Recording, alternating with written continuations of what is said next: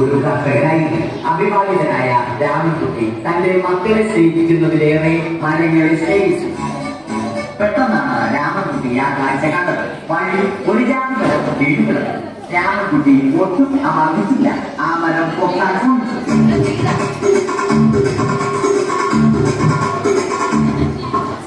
നടത്തുന്നില്ല. പിന്നെയും പൊക്കാൻ ശ്രമിച്ചു.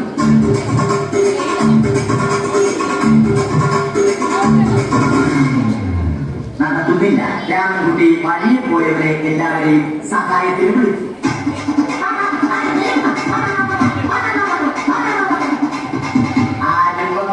അവസാനം കുടുംബശ്രീ യൂണിറ്റിൽ തൊഴിലുറപ്പിന് പോകുന്ന പെണ്ണുങ്ങളെ സഹായത്തിന് വിളിച്ചു.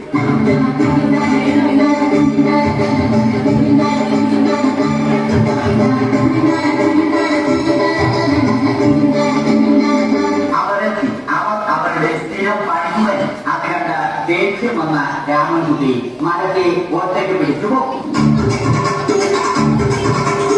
അത്ഭുതമെന്ന് പറയട്ടെ, മരത്തേരെ ഇത് കണ്ട തൊഴിലുറപ്പ് പെണ്ണുങ്ങൾ രാമൻകുട്ടിയോട് നോക്കുകൂടി ആവശ്യപ്പെട്ടു.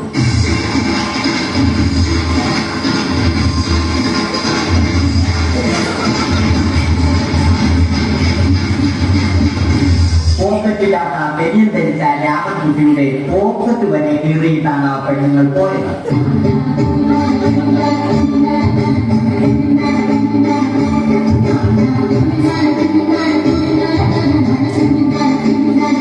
രാമൻകുട്ടി പിന്നീട് ഒന്നും ആലോചിച്ചില്ല. മരത്തിന് ഫാക്ടർ പോസ്റ്റ് 2020 സെപ്റ്റംബർ 14 നൽകി. മരം തഴച്ചു വളർന്നു. ഇത് കണ്ട രാമൻകുട്ടിക്ക് സന്തോഷം വന്നു. സന്തോഷം വന്നാലും ദുഃഖം വന്നാലും രാമൻകുട്ടിക്ക് മരത്തിന് ചുറ്റും ഡാൻസ് കളിക്കുക എന്നുള്ളത് രാമൻകുട്ടിയുടെ മാസ്റ്റർ പീസ് ആയിരുന്നു. ആ മാസ്റ്റർ പീസ് രാമൻകുട്ടി ഇവിടെ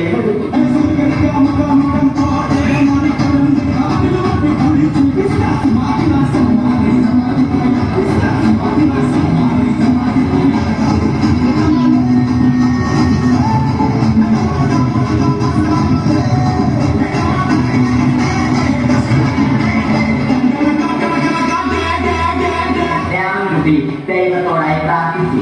നിങ്ങൾ എനിക്ക് ആയുസ്സും ആരോഗ്യവും തരും. ഞാൻ മരങ്ങളെ സംരക്ഷിച്ചുകൊള്ളാം. കാരണം മരം ഒരു മരമാണ്. അവന്റെ പ്രാർത്ഥന ദൈവം കേട്ടു. ആ മാവിൽ നിന്നും വീണ തേങ്ങ രാമൻകുട്ടി മോങ്ങാതെ ഏൽപ്പിക്കുന്നു. അപ്പോഴാണ് രാമൻകുട്ടി മറ്റൊരു കാഴ്ച കണ്ടത്. രാഘവൻ വരും.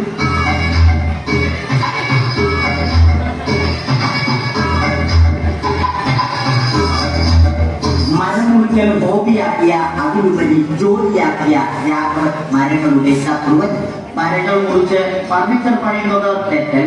അവനെ ഇതിൽ നിന്നും പിന്തിരിപ്പിക്കണം. അവർ തമ്മിൽ ഒന്നും രണ്ടും സംസാരം മുമ്പ് വാക്കേറ്റമായി. അത് പിന്നെ അടിയും കലാശം.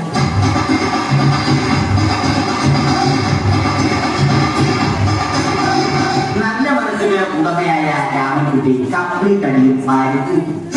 ഒടുവിൽ രാമൻകുട്ടി സർവ്വധൈര്യവും സംഭരിച്ച് രാഘവനോടായി അലറി. മനസ്സലിഞ്ഞ രാഘവൻ രാമൻകുട്ടിയെ അരികിൽ വിളിച്ചു. കൈവാക്കിന് കിട്ടിയ രാമൻകുട്ടിയെ രാഘവൻ ഒട്ടിയാക്കി മരത്തിലൊട്ടി.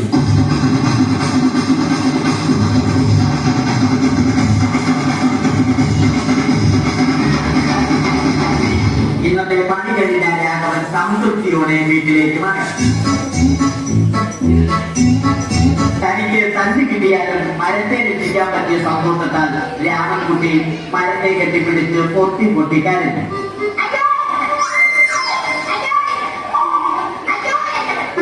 കാരണം മരം ഒരു വരമാണ്. കെട്ടിപ്പിടിക്കൽ ഏറ്റുവാങ്ങിയ മരം നാണം കൊണ്ട് ഇല്ലെങ്കിൽ മരത്തെ രക്ഷിക്കാൻ വീണത്തിൽ രാമൻകുട്ടി മരച്ചുകൊണ്ടിരുന്ന് മുടങ്ങിപ്പോയി. പെട്ടെന്നാണ് അത് സംഭവിച്ചത്. പ്രകൃതി അതിന്റെ തനി ഗുണം താനും തുടങ്ങി. മഴയും കാറ്റും ഇടിയും വന്നു. അതോടൊപ്പം കോളം വന്നു. കോളെടുത്ത് രാമൻകുട്ടി പറഞ്ഞു. കോൾക്കട്ടായി രാമൻകുട്ടി ദൈവത്തോടായി പറഞ്ഞു. കാറ്റും മഴയും അതൊന്നും ചെറിക്കൊണ്ടില്ല. രാമൻകുട്ടിയുടെ മരം ആടിയില്ല.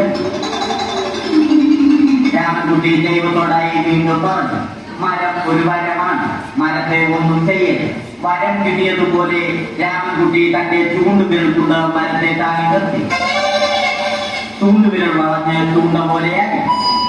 ഇനി മീൻ പിടിക്കാൻ കൊള്ളാം. അവസാനം സംഭവിക്കേണ്ടത് സംഭവിച്ചു. രാമൻകുട്ടി അടിയിലും മരം മുകളിലും. അന്ത്യശ്വാസം വലിക്കുന്നതിനു മുമ്പ് രാമൻകുട്ടി ദൈവത്തോടായി ഇങ്ങനെ പറഞ്ഞു,